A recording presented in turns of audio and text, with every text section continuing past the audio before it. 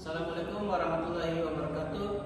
Kami dari kelompok 3 yang beranggotakan saya sendiri Muhammad Halim Rahman Al-Faridzi. Saya Muhammad Haikal Fikri. Saya Amanda Widyanto. Saya Muhammad Isabir Rasak. Saya Gilby Lola. Kami ingin menjelaskan tentang materi metodologi desain dari pertemuan 2 hingga 7. Temuan 2. Sejarah metodologi desain. Pada awalnya, desain dianggap sebagai kegiatan yang tidak dapat diajarkan dan lebih banyak bergantung pada pengalaman, intuisi, dan naluri. Namun, pada tahun 1950-an, desain mulai dipelajari secara ilmiah dan sistematis. Salah satu kontributor awal dalam pengembangan metodologi desain adalah arsitek, yaitu Christopher Alexander, yang dikenal karena teorinya tentang pola dalam arsitektur.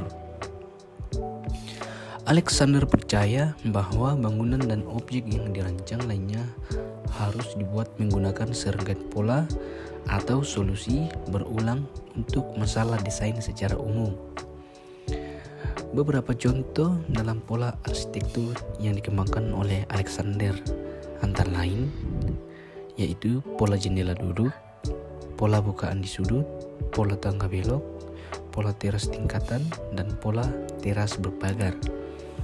Setiap pola dijelaskan secara detail dalam bukunya yaitu A Pattern Leads Towns Buildings Construction, atau pola ruang terbuka, ruang penyangga, dan pintu depan dan belakang.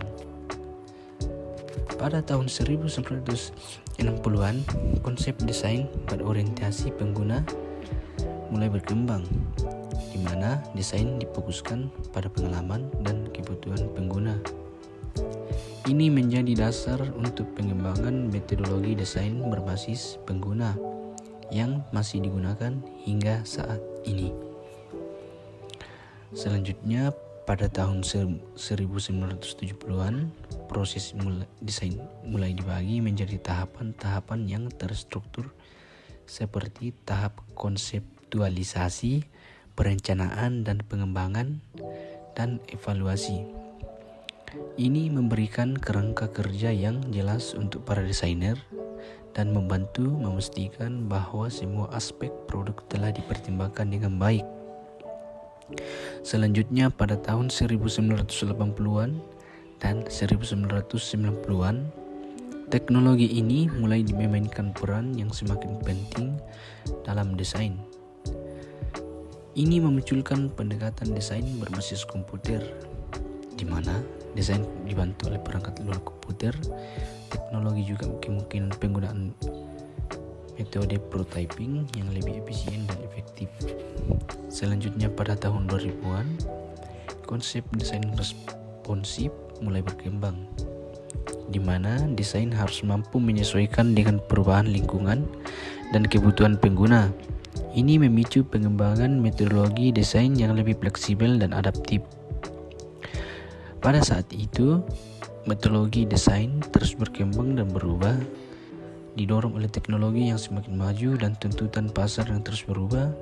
Namun, pendekatan yang berpusat pada penggunaan tetap menjadi dasar dari hampir semua metodologi desain modern.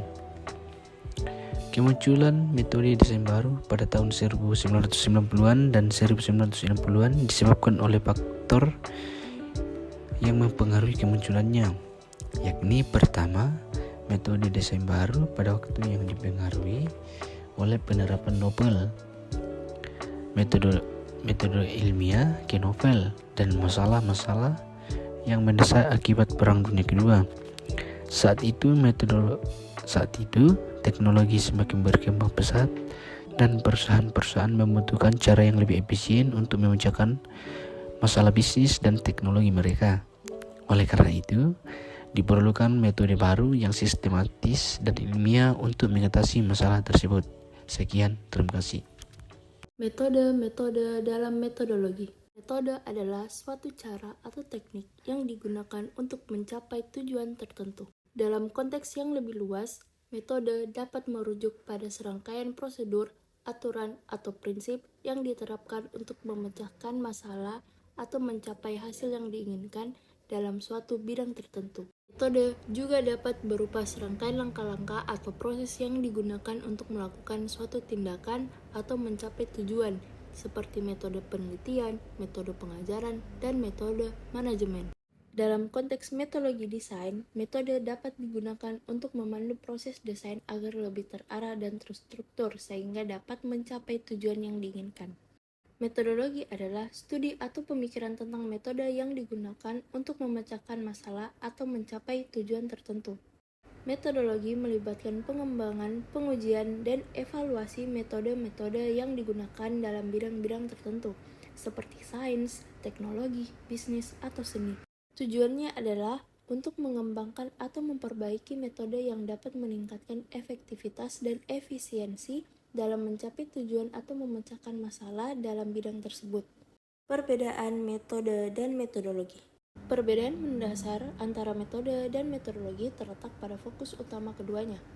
Metode merujuk pada teknik atau langkah-langkah konkret yang digunakan untuk mencapai tujuan atau memecahkan masalah. Sedangkan metodologi merujuk pada studi atau pemikiran tentang metode-metode tersebut. Dalam hal ini, metode lebih terkait dengan tindakan praktis atau aplikatif, sedangkan metodologi lebih terkait dengan konsep dan pemikiran teoritis. Metodologi desain. Metodologi desain adalah sebuah kerangka kerja yang digunakan untuk mengarahkan dan memandu proses desain. Metode-metode dalam metodologi desain adalah serangkaian teknik dan pendekatan yang digunakan untuk memecahkan masalah dan mencapai tujuan dalam desain. Tidak semua metode dalam metodologi desain dapat digunakan untuk suatu kasus tertentu. Setiap kasus desain memiliki karakteristik, tantangan, dan tujuan yang berbeda-beda, sehingga metode yang digunakan dalam proses desain harus disesuaikan dengan kasus yang sedang ditangani. Sebagai contoh, jika kasus desain adalah merancang sebuah produk yang berbasis teknologi tinggi, maka metode-metode seperti observasi langsung, wawancara dengan pengguna, dan pembuatan prototipe mungkin sangat relevan untuk memahami kebutuhan dan preferensi pengguna. Namun, jika kasus desain adalah merancang sebuah kampanye iklan, maka metode-metode seperti analisis deskriptif, studi literatur, dan survei mungkin lebih relevan untuk memahami pasar dan target audiens yang dituju. Pertemuan keempat, yaitu design thinking. Apa itu design thinking? Design thinking adalah proses berulang di mana kita berusaha memahami pengguna, menantang asumsi, dan mendefinisikan kembali masalah dalam upaya mengidentifikasi strategi dan solusi alternatif yang mungkin tidak langsung terlihat dengan tingkat awal pemahaman kita. Pada saat yang sama, design thinking menyediakan pendekatan berbasis solusi untuk menyelesaikan masalah. Ini adalah cara berpikir dan bekerja serta kumpulan metode langsung. Design thinking berputar di sekitar minat yang mendalam dalam mengembangkan pemahaman dari orang-orang yang menjadi tujuan perencanaan produk atau layanan. Hal ini membantu kita mengamati proses dan pengembangan empati dengan target pengguna. Design thinking membantu kita dalam proses bertanya atau mempertanyakan masalah, mempertanyakan asumsi, dan mempertanyakan keterkaitannya. Design thinking sangat berguna dalam mengatasi masalah-masalah yang tidak jelas atau tidak dikenal. Dengan melakukan reframing masalah dengan cara-cara yang berpusat pada manusia, menciptakan banyak ide dalam brainstorming, dan mengadopsi pendekatan langsung dalam pembuatan prototipe dan testing. Design thinking juga melibatkan eksperimen yang sedang berjalan, membuat sketsa, membuat prototipe, testing, dan mencoba berbagai konsep dan ide. Tahapan dalam proses design thinking. Yang pertama, empatis. Tahap pertama dari proses design thinking adalah untuk mendapatkan pemahaman empatik tentang masalah yang dicoba untuk diselesaikan. Ini melibatkan para ahli konsultasi untuk mencari tahu lebih banyak tentang bidang yang menjadi perhatian melalui pengamatan, keterlibatan, dan empati dengan pribadi yang lebih jelas tentang masalah yang terlibat. Empati sangat penting untuk proses desain yang berpusat pada manusia seperti design thinking, dan empati memungkinkan pemikir desain untuk mengesampingkan asumsi mereka sendiri tentang membantunya untuk mendapatkan wawasan tentang pengguna dan kebutuhan mereka. Yang kedua yaitu define. Selama tahap define, kita mengumpulkan informasi yang telah kita buat dan dikumpulkan selama tahap empathise. Disinilah kita akan menganalisis, pengamatan, dan mensistensinya untuk menentukan masalah inti yang telah diidentifikasi. Kita harus berusaha mengidentifikasi masalah sebagai pemetaan masalah dengan cara yang berpusat pada manusia. Sebagai ilustrasi, alih-alih mengidentifikasi masalah sebagai keinginan atau kebutuhan perusahaan, seperti kita perlu meningkatkan pasar produk makanan di antara remaja perempuan sebesar 5%. Cara yang lebih baik untuk mendefinisikan masalah adalah jadilah. Itu gadis remaja perlu makan makanan bergizi agar dapat berkembang menjadi sehat dan tumbuh. Tahap define akan membantu para desainer dalam sebuah tim untuk mengumpulkan ide-ide hebat untuk membangun fitur, fungsi, dan elemen lain yang akan memungkinkan mereka menyelesaikan masalah, atau paling tidak memungkinkan pengguna untuk menyelesaikan masalah sendiri dengan tingkat kesulitan minimal. Selanjutnya yang ketiga yaitu idea. Selama tahap ketiga dari proses design thinking, desainer siap untuk mulai menghasilkan ide. Kita telah tumbuh untuk memahami pengguna dan kebutuhan mereka di tahap empatis, dan kita telah menganalisis dan mensintesis pengamatan Anda di tahap define, dan berakhir dengan pernyataan masalah yang berpusat pada manusia. Dengan latar belakang yang kuat, kita dan anggota tim dapat mulai berpikir di luar kotak untuk mengidentifikasi solusi baru untuk pekerjaan masalah yang dibuat, dan kita dapat mulai mencari cara alternatif untuk melihat masalah. Ada ratusan teknik ideation seperti brainstorm, brainwright, words possible idea, dan scramper. Sesi brainstorm dan words possible idea biasanya digunakan untuk merangsang pemikiran bebas dan untuk memperluas ruang masalah. Penting untuk mendapatkan sebanyak mungkin ide atau solusi masalah, kita harus memilih beberapa teknik ideation lainnya pada akhir fase ideation untuk membantu kita menyelidiki dan menguji ide-ide kita sehingga kita dapat menemukan cara terbaik untuk memecahkan masalah atau menjadikan elemen-elemen yang diperlukan untuk menghindarinya. Selanjutnya yang keempat yaitu prototype. Tim desain akan menghasilkan sejumlah versi produk yang murah dan diperkecil atau fitur spesifik yang ditemukan dalam produk sehingga mereka dapat menyelidiki solusi masalah yang dihasilkan pada tahap sebelumnya. Prototype dapat dibagikan dan diuji dalam tim itu sendiri, di departemen lain, atau pada sekelompok kecil orang di luar tim desain. Ini adalah fase eksperimental dan tujuannya adalah untuk mengidentifikasi solusi terbaik untuk setiap masalah yang diidentifikasi selama 3 tahap pertama. Solusi diimplementasikan dalam prototype dan satu persatu mereka diselidiki dan diterima, diperbaiki dan diperiksa ulang, dan ditolak berdasarkan pengalaman pengguna. Pada akhir tahap ini, tim desain akan memiliki gagasan yang lebih baik tentang kendala yang melekat pada produk dan masalah yang ada, dan memiliki pandangan yang lebih jelas tentang bagaimana pengguna yang sebenarnya akan berperilaku, berpikir, dan rasakan ketika berinteraksi dengan bagian akhir produk. Yang kelima yaitu tes. Desainer menguji produk lengkap secara ketat menggunakan solusi terbaik yang diidentifikasi selama fase prototyping. Ini adalah tahap akhir dari design thinking, tetapi dalam proses berulang, hasil yang dihasilkan selama fase testing sering digunakan untuk mendefinisikan kembali satu atau lebih masalah dan menginformasi pemahaman pengguna, kondisi penggunaan, bagaimana orang berpikir, berperilaku, dan merasakan dan berempati. Bahkan selama fase ini, perubahan dan penyempurnaan dilakukan untuk menyingkirkan solusi masalah, memperoleh pemahaman sedalam mungkin terhadap produk dan penggunanya. Sekian, terima kasih. Assalamualaikum warahmatullahi wabarakatuh. Saya Muhammad Alamur Rahman Al-Fardzi dari kelas C.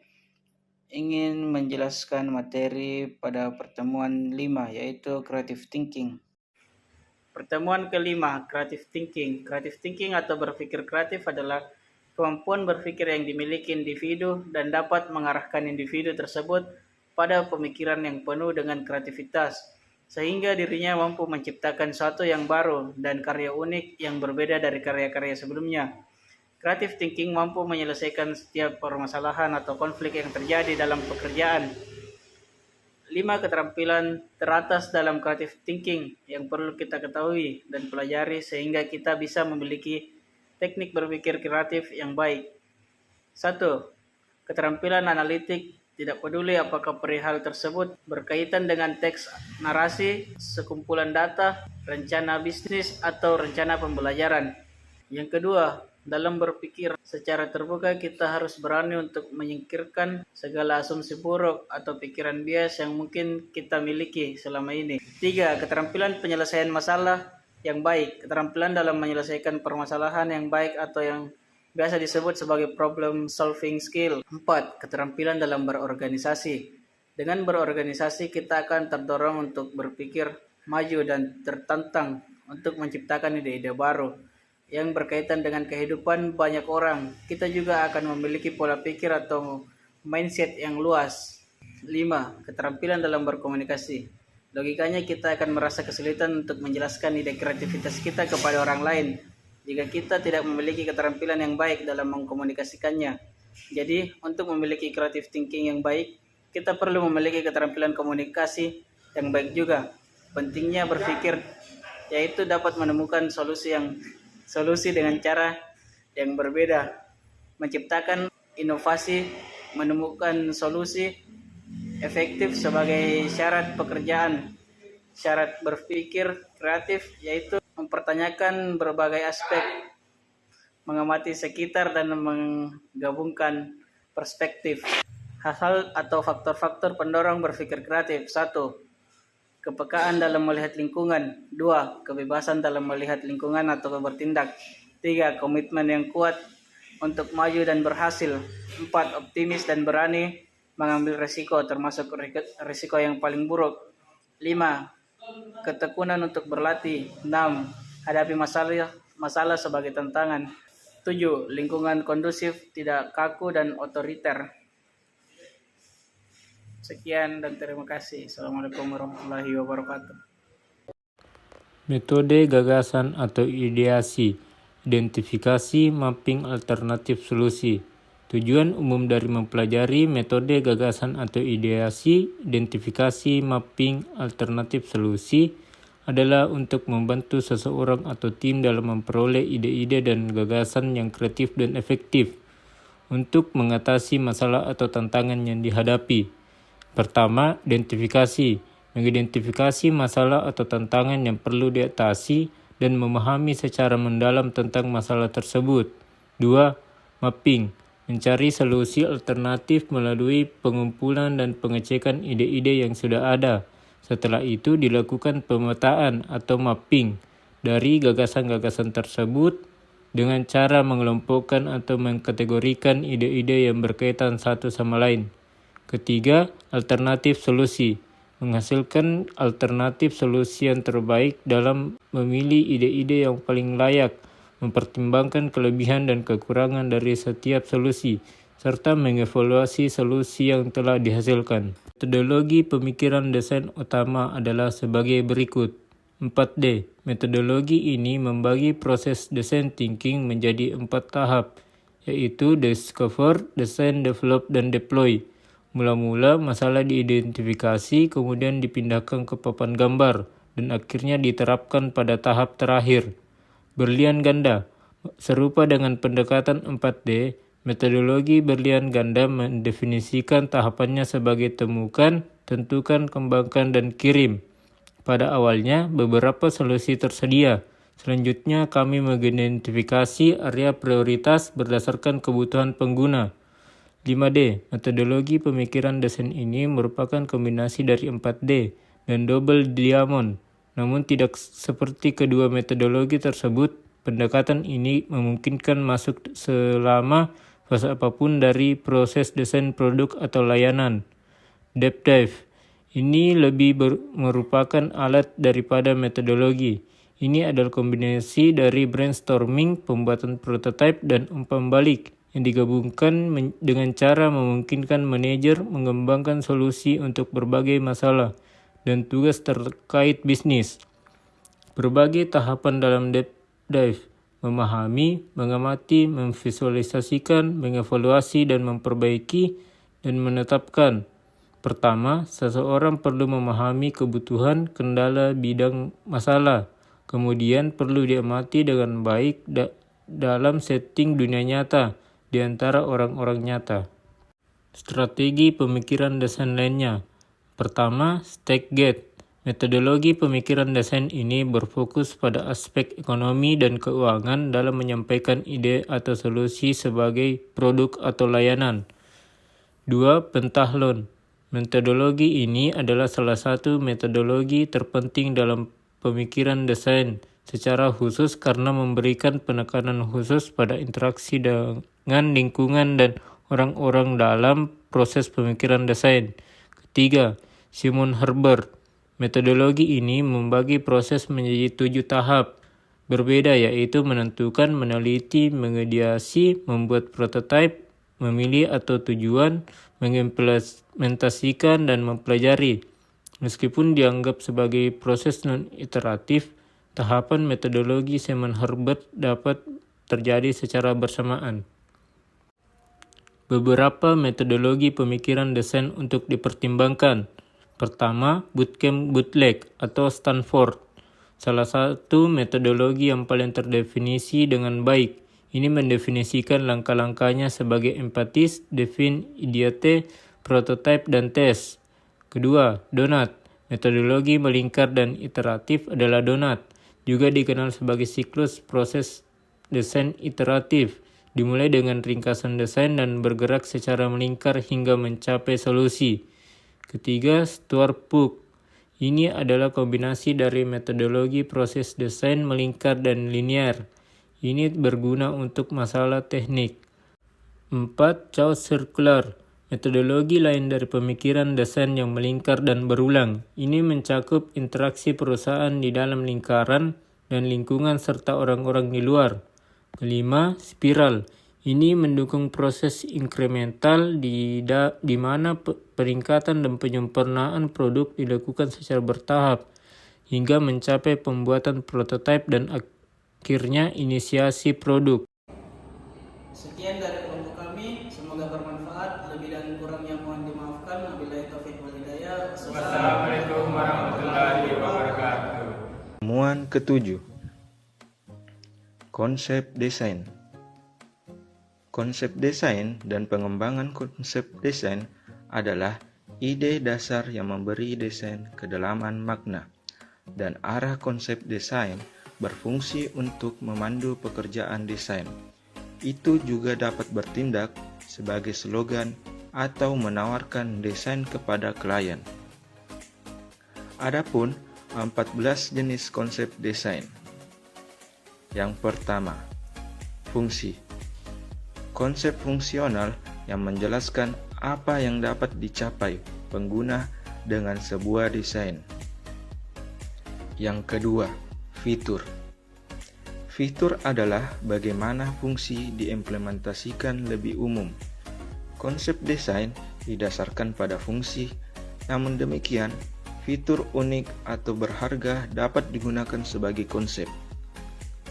Ketiga, gaya. Konsep gaya seperti tampilan seberpang untuk desain papan ketik yang menggunakan logam polos dan tombol neon. Yang keempat, kualitas. Desain yang didasarkan pada tujuan atau pendekatan kualitas. Yang kelima, membentuk. Sebuah ide untuk bentuk desain seperti kursi terlihat seperti kepompong. Keenam, emosi. Desain berupaya menginspirasi emosi seperti sepatu yang menginspirasi keluar dan kepercayaan diri. 7. Kegunaan. Produktivitas, misalnya, alat konsep desain yang mewujudkan tujuan kegunaan seperti contoh itu sendiri. Kedelapan. Teknis. Sebuah konsep teknis yang mencapai tujuan desain di berbagai bidang seperti kinerja efisiensi. Kesembilan, alam. Konsep organik seperti rumah yang dirancang menyatu dengan alam sekitarnya. Ke-10. Pengalaman. Konsep pengalaman pelanggan seperti headphone dirancang agar ringan dan nyaman. Ke-11. Masyarakat. Konsep komunitas seperti jalan hidup dan jalan bermain dalam desain perkotaan. Ke-12. Budaya. Merancang konsep berdasarkan budaya, superkultur, dan subkultur. 13. Mempertaruhkan. Konsep berbasis resiko seperti kapal yang tidak dapat tenggelam. 14. Keberlanjutan. Desain mengurangi kerusakan lingkungan dan meningkatkan kualitas hidup.